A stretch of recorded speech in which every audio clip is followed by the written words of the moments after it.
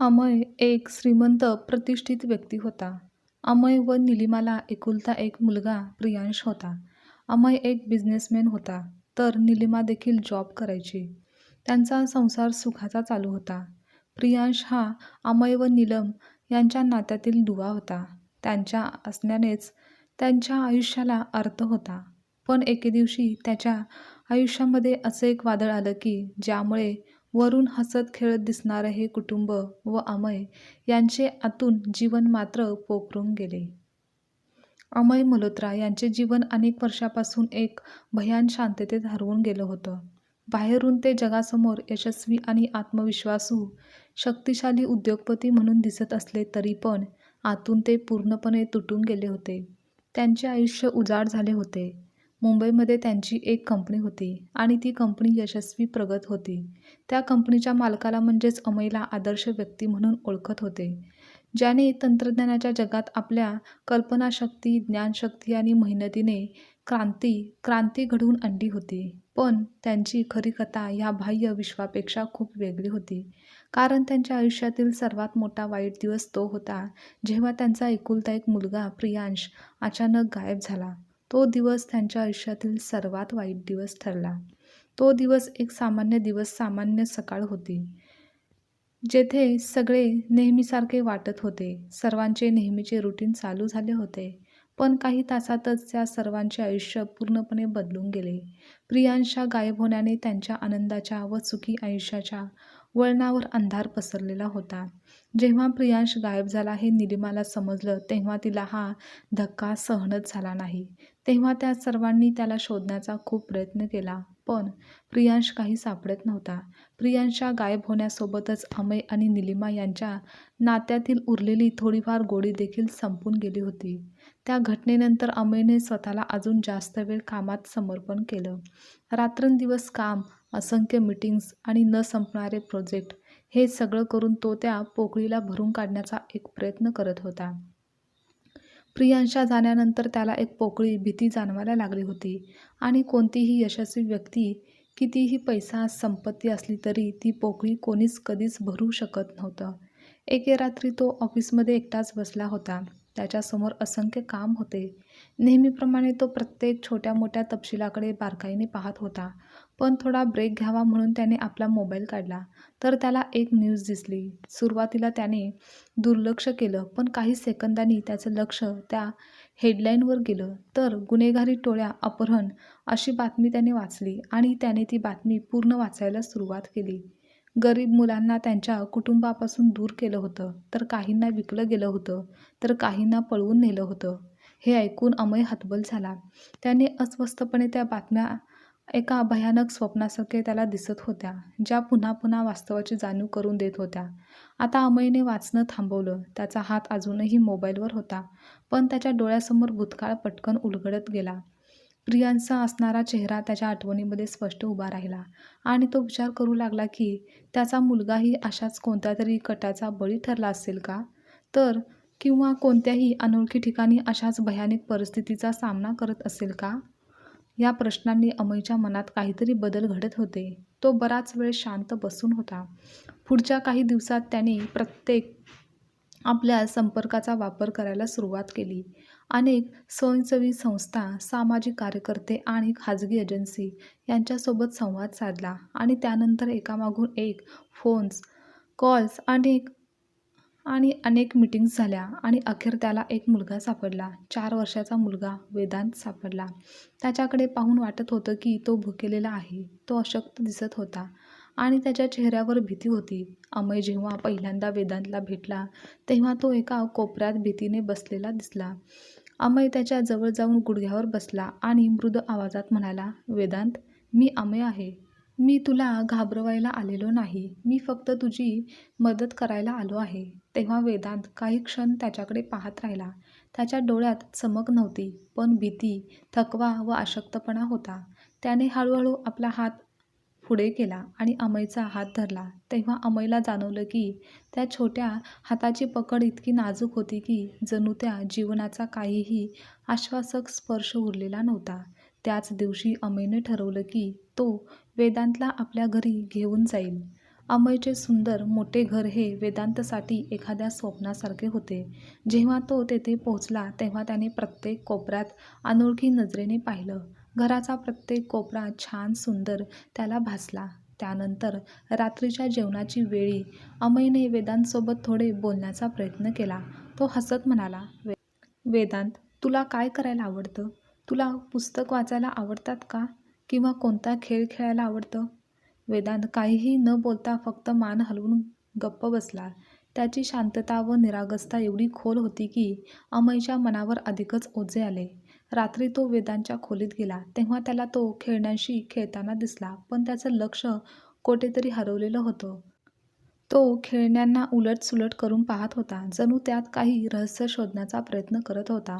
तेव्हाच अमयचे लक्ष वेदांतच्या तळपायावर गेले, तर त्याच्या तळपायावर एक अशी खूण होती की अमयचा श्वासच थांबला.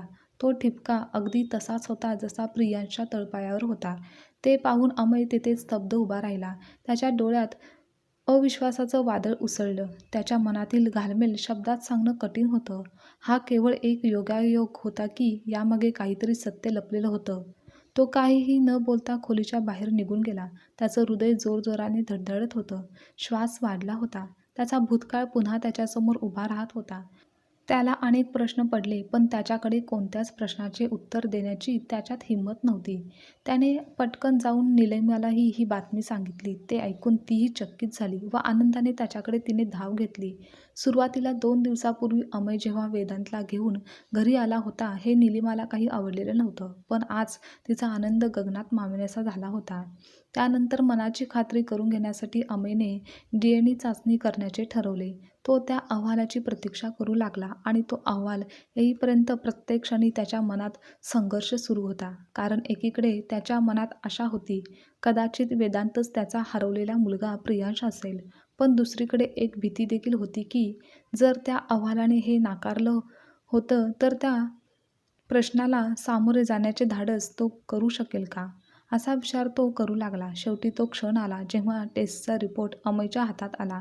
तेव्हा त्याचे हात थोडेसे थरथरत होते आणि जेव्हा त्याने फाईल उघडली तेव्हा त्याच्या नजरेसमोर आलेल्या पहिल्याच ओळीने त्याची संपूर्ण दुनियाच कायमची बदलून टाकली. कारण ते रिपोर्ट 99% मॅच झाले होते. अमयला त्या क्षणी क्षणभर वेळ थांबल्यासारखं वाटलं. अमयने फाईल बंद केली आणि त्याच्या डोळ्यातून अश्रू ओघळू लागले. हे अश्रू आनंदाचे अश्रू होते आणि दिलासाचे आणि कित्येक वर्षाच्या दुःखाचे मिश्रण होते. त्याचा मुलगा प्रियांश जिवंत होता, ज्याला तो अनेक वर्षापासून गमावून बसला होता. तो आता त्याच्याकडे परत आला होता. पण त्याचबरोबर अमयने आता हे देखील ठरवले होते की ज्यांनी प्रियांशसोबत हे कृत्य केलं आहे, ज्यांच्यामुळे तो इतके दिवस, इतके वर्ष त्याच्यापासून दूर होता, ज्यांनी प्रियांशला त्याच्या आईवडिलांपासून लांब केलं, त्या सर्वांना त्याची शिक्षा मिळालीच पाहिजे, असा अमयने निर्धार केला. अमय काही वेळाने वेदांतच्या खोलीत गेला. तो त्यावेळी आपल्या खेळण्यांशी खेळत होता. तेव्हा अमय दरवाजात काही वेळ थांबला, जणू तो स्वतःला तयार करत होता की नेमकं काय बोलायचं. शेवटी त्याने खोलीत प्रवेश केला आणि वेदांतजवळ बसला. तेव्हा वेदांतने त्याच्याकडे पाहिलं, पण तो काहीच बोलला नाही. अमयने त्याच्याकडे हात पुढे करत विचारलं, वेदांत, मी तुला काही विचारू शकतो का? वेदांतने मान हलवली. तेव्हा अमयने अतिशय सौम्य आवाजात विचारलं की तू येथे येण्यापूर्वी कुठे होतास?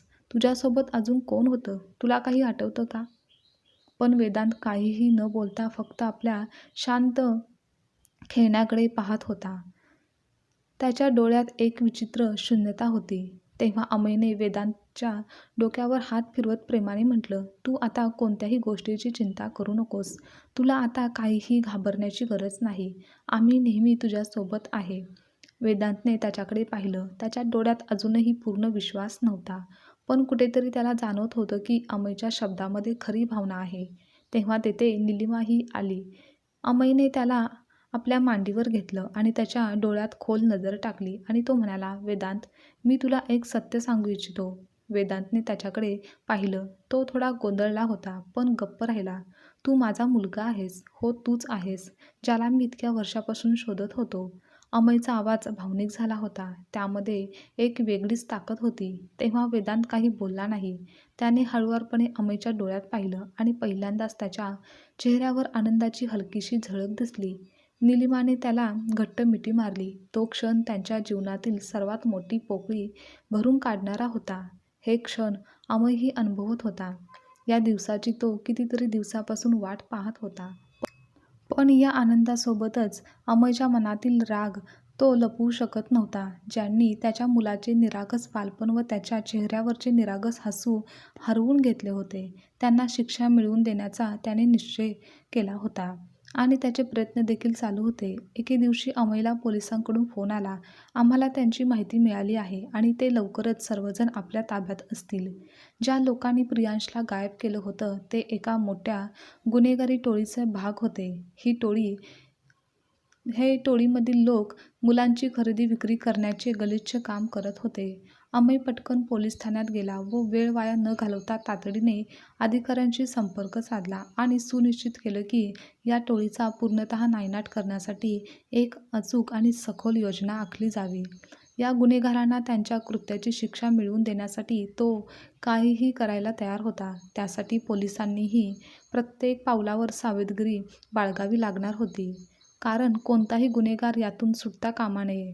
ज्या लोकांनी कित्येक कुटुंबाचे सुख हिरावून घेतले आहे, आता त्यांना त्यांच्या कर्माचे फळ मिळायलाच हवे होते. पोलिसांनी दिवस-रात्र मेहनत केल्यानंतर अखेर छापे सुरू झाले.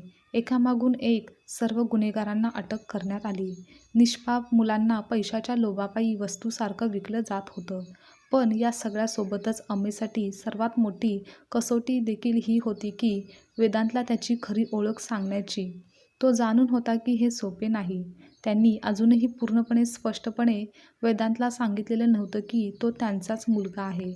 अमय व निलिमा हे दोघेही योग्य वेळेची वाट पाहत होते. एका संध्याकाळी जेव्हा वेदांत रूममध्ये बसून चित्र काढत होता तेव्हा अमय हळूहळू त्याच्या जवळ गेला. त्याने पाहिलं की तो कितीतरी तल्लीन होऊन कागदावर रंग भरत होता. त्याच्या हातात पेन्सिल होती आणि त्याच्या बोटांनी हळूहळू एका घराचे चित्र तो साकारत होता. अमयने त्याच्या तळपायावरील त्या खास खुणेकडे निर्देश करत विचारलं की तुला माहिती आहे का हे निशाण तुझ्यासाठी किती खास आहे? तेव्हा वेदांतने पेन्सिल खाली ठेवली आणि आश्चर्याने विचारलं, का? तर अमय हसत म्हणाला, कारण हे निशाण तुला तुझ्या आईने दिलं आहे. हे आपल्या कुटुंबाचा एक भाग आहे. पहिल्यांदाच हसत म्हणाला, माझी आई म्हणायची की हे निशाण आपलं आहे. हे ऐकून अमयला अश्रू आले. त्याच्या डोळ्यात आनंद होता. तो हळू आवाजात म्हणाला, ती बरोबर म्हणायची. हे निशाण तुझंच आहे आणि हे तुझ्यासोबतच नेहमीच राहील.